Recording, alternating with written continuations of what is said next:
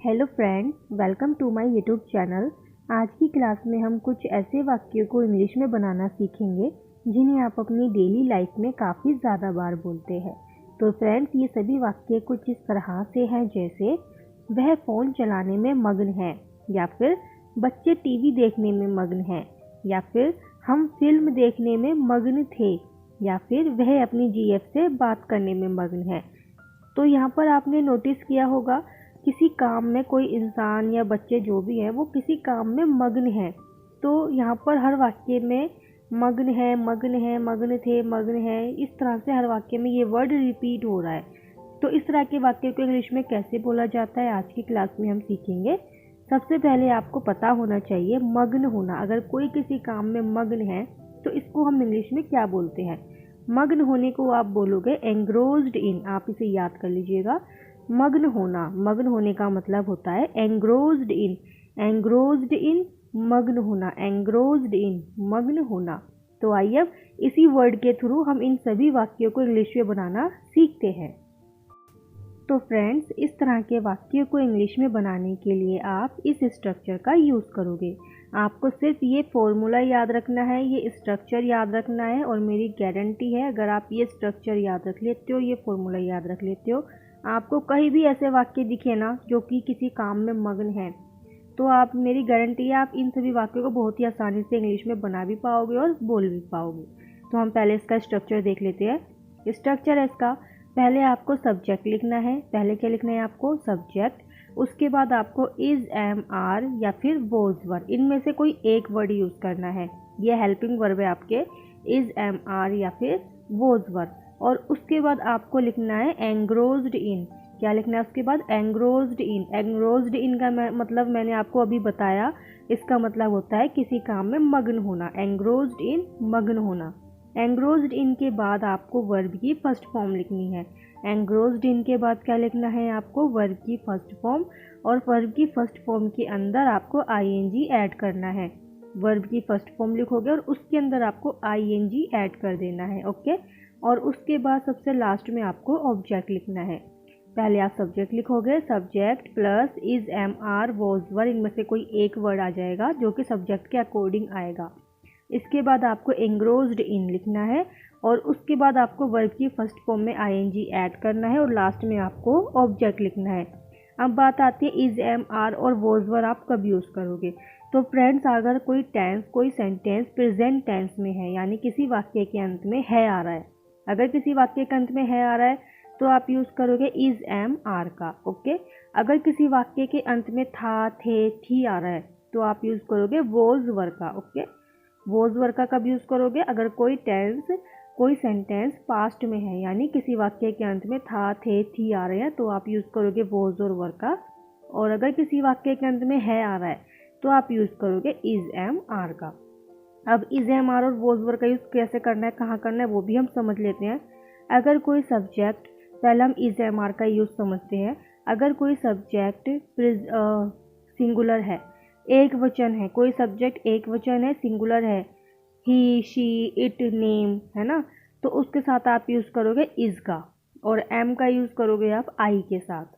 और आर का यूज़ करोगे आप प्लुरल नंबर, यानी अगर कोई सब्जेक्ट बहुवचन में है, बहुत सारे लोग हैं, सब्जेक्ट कोई बहुवचन में, तो आप उसके साथ यूज़ करोगे आर का। इसका यूज़ सिंगुलर के साथ करोगे, एम का यूज़ आई के साथ करोगे, और आर का यूज़ करोगे प्लुरल के साथ। अब इसी तरह से आपको वोज का यूज़ करना है सिंगुलर के साथ, और आई के साथ आपको वोज का यूज़ करना है। वर का यूज़ करना है आपको प्लुरल यानी बहुवचन के साथ, ओके।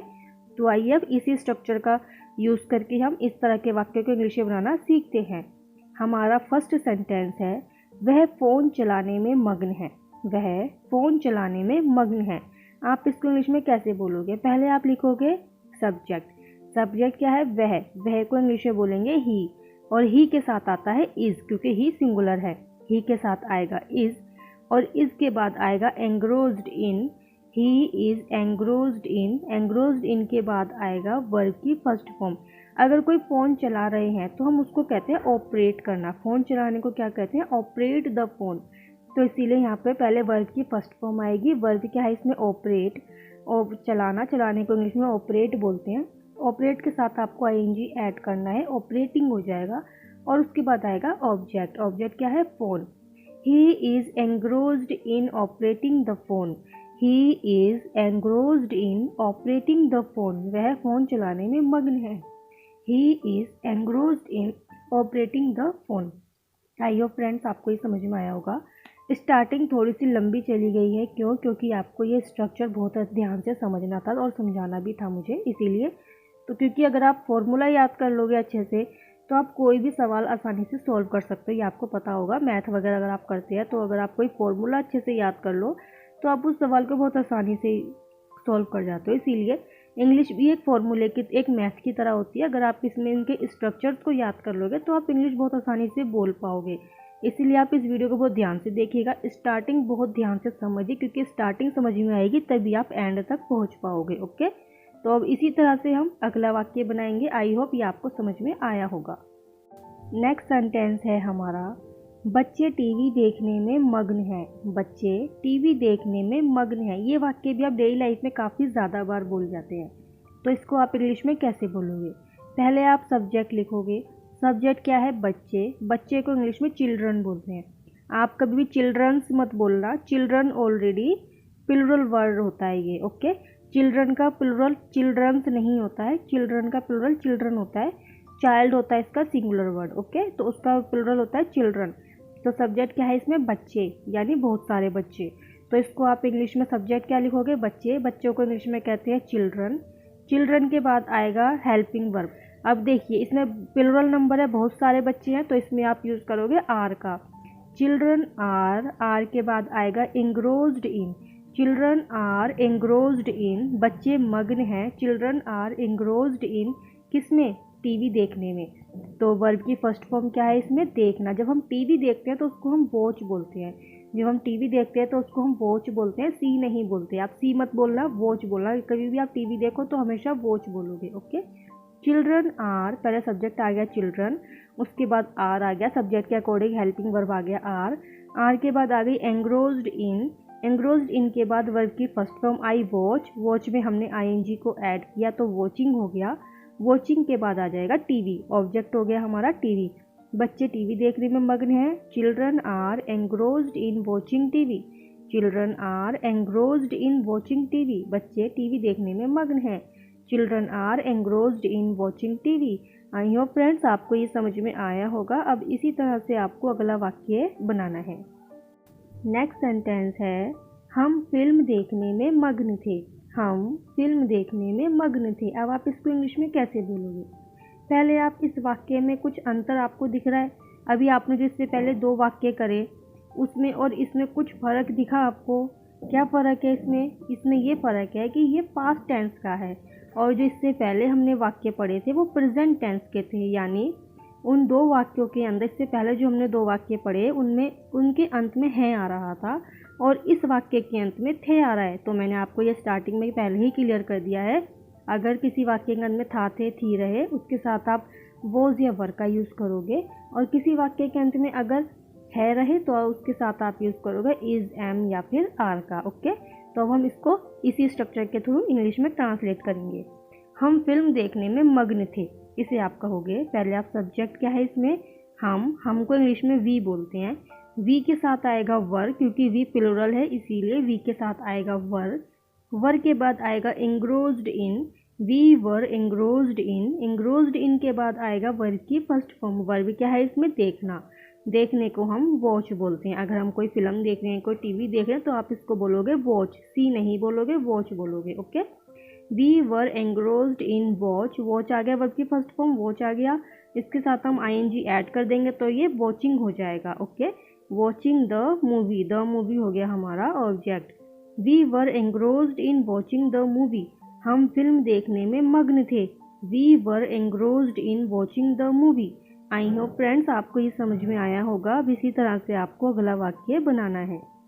नेक्स्ट सेंटेंस है, वह अपनी जीएफ से बात करने में मग्न है। वह अपनी जीएफ से बात करने में मग्न है। अब ये सेंटेंस देखिए, इस वाक्य को आप देखिए।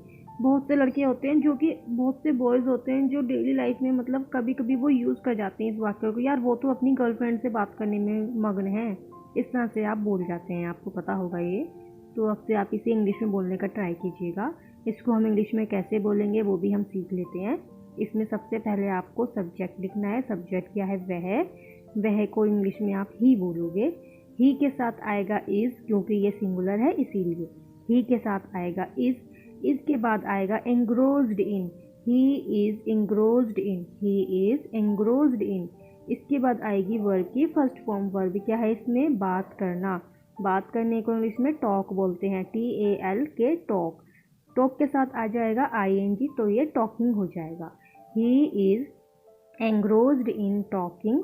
टॉकिंग के बाद आएगा ऑब्जेक्ट। ऑब्जेक्ट क्या है? अपनी गर्लफ्रेंड से, तो इसको हम लिखेंगे to his girlfriend, to his girlfriend. Girlfriend को मैंने शॉर्ट में लिख दिया है GF। ओके, वे अपनी GF से बात करने में मग्न है। He is engrossed in talking to his GF। His का मतलब होता है अपनी। जब लड़के के लिए हो कि वो लड़का अपनी गर्लफ्रेंड से बात करने के लिए मग्न है तो उसको हिज बोलेंगे हम। ओके, लड़के के लिए हिज यूज़ करते हैं, मतलब मेल के लिए हम हिज यूज़ करेंगे और फीमेल के लिए हम हर का यूज़ करते हैं। ओके, वह अपनी गर्लफ्रेंड से बात करने में मग्न है।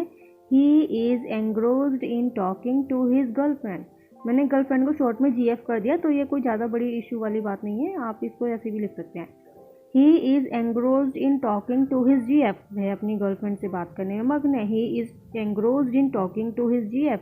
आई होप फ्रेंड्स आपको ये समझ में आया होगा। अब इसी तरह से आपको अगला वाक्य बनाना है। फ्रेंड्स, ये वीडियो हल्की सी लंबी हो गई है क्योंकि मैंने आपको यहाँ पर इस वीडियो में हर एक चीज़ को बहुत ही अच्छे से एक्सप्लेन किया है, ताकि आपको इस वीडियो के अलावा कोई टेंस, कुछ भी वर्ड मीनिंग, कुछ भी आपको देखने की ज़रूरत ना पड़े। और मेरी गारंटी, अगर आप इस वीडियो को पूरा देख लेते हो तो आपको दोबारा ये वीडियो देखने की ही ज़रूरत नहीं पड़ेगी। वीडियो देखते देखते ही आपको ये सभी सेंटेंस, सभी वाक्य आपको याद हो जाएंगे और आप आसानी से अपनी डेली लाइफ में इन सभी वाक्यों को इंग्लिश में यूज़ कर सकोगे। तो हमारा नेक्स्ट सेंटेंस है, वह अपनी ही दुनिया में मग्न है। वह अपनी ही दुनिया में मग्न है। ये तो आप काफ़ी ज़्यादा बार बोल जाते हो डेली लाइफ में, अपनी मम्मी से ही बोल जाते हो अपने ब्रदर सिस्टर के बारे में कि मम्मी वो तो अपनी ही दुनिया में मग्न है। इस तरह से आप बोल जाते हो। तो अब से आप इसको इंग्लिश में बोलने का ट्राई कीजिएगा। इंग्लिश में आप कैसे बोलोगे वो भी हम अभी सीख लेते हैं। तो सबसे पहले आप लिखोगे सब्जेक्ट। सब्जेक्ट क्या है? वह को आप ही भी यूज़ कर सकते हो और शी का भी यूज़ कर सकते हो। अगर आप किसी गर्ल के लिए बोल रहे हो तो आप शी लिखोगे, अगर आप किसी बॉय के लिए बोल रहे हो तो आप ही लिखोगे। ओके, ही के साथ आएगा इज़ क्यों आया? क्योंकि लास्ट में है आ रहा है, इसीलिए हमने इज़ का यूज़ किया है। Okay, he is. इसके बाद आएगा एंग्रोज्ड इन, ही इज़ एंग्रोज्ड इन। इसके बाद आएगा ऑब्जेक्ट, क्योंकि इसमें वर्ब कुछ बची ही नहीं है तो इसलिए वर्ब नहीं बची, तो हम वर्ब के फर्स्ट फॉर्म ING लिखेंगे क्यों, उसके बाद हम डायरेक्ट ऑब्जेक्ट लिख देंगे। ओके, तो ऑब्जेक्ट क्या है इसमें? अपनी ही दुनिया। अपनी ही दुनिया को बोलते हैं his own world. His own world, own का मतलब होता है अपनी दुनिया। He is engrossed in his own world.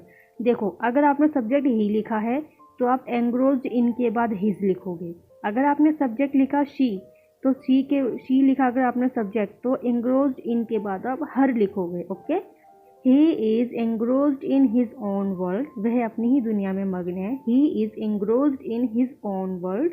अगर आप सब्जेक्ट शी से लिखते हो वो भी मैं आपको समझा दूँ। She is engrossed in her own world. She is engrossed in her own world. Okay, तो वह अपनी ही दुनिया में मग्न है। इसको आप कैसे बोलोगे? अगर आप किसी लड़के के लिए बोल रहे हो तो आप बोलोगे he is engrossed in his own world. अगर आप किसी लड़की के लिए बोल रहे हो तो आप लिखोगे she is engrossed in her own world. Okay, I hope friends आपकी समझ में आया होगा। अब इसी तरह से आपको अगला वाक्य बनाना है। नेक्स्ट सेंटेंस है, वह गाने सुनने में मग्न है। वह गाने सुनने में मग्न है। फ्रेंड्स, आपने पूरी वीडियो देखी।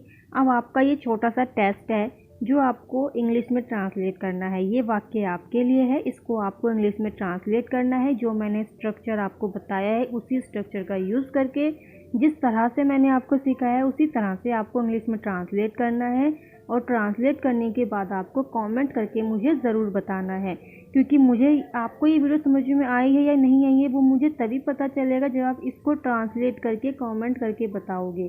क्योंकि आप कमेंट करोगे तो मुझे वो कमेंट आपका चेक करना होगा, आपने सही बनाया है या फिर नहीं बनाया, इससे मुझे पता चलेगा और आपको भी पता चलेगा। ओके, तो आप इसको इंग्लिश में ट्रांसलेट ज़रूर कीजिएगा और कमेंट करके ज़रूर बताइएगा। तो मैं आपको समझा दूँ कैसे आपको इसको बनाना है।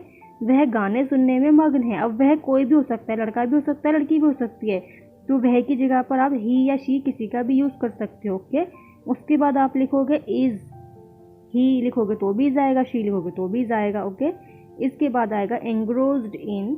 एंग्रोज्ड इन के बाद आपको वर्ब की फर्स्ट फॉर्म लिखनी है। वर्ब क्या है इसमें? सुनना। सुनने को इंग्लिश में लिसन बोलते हैं। लिसन के साथ आपको आईएनजी ऐड करना है, लिसनिंग। उसके बाद आ जाएगा ऑब्जेक्ट। ऑब्जेक्ट क्या है? गाने, सॉन्ग, लिसनिंग द सॉन्ग। इस तरह से आपको ये ट्रांसलेट करना है इंग्लिश में। ट्रांसलेट करके कमेंट करके आपको ज़रूर बताना है कि आपने क्या बनाया है। आई होप फ्रेंड्स आपको ये पूरी वीडियो बहुत अच्छे से समझ में आई होगी।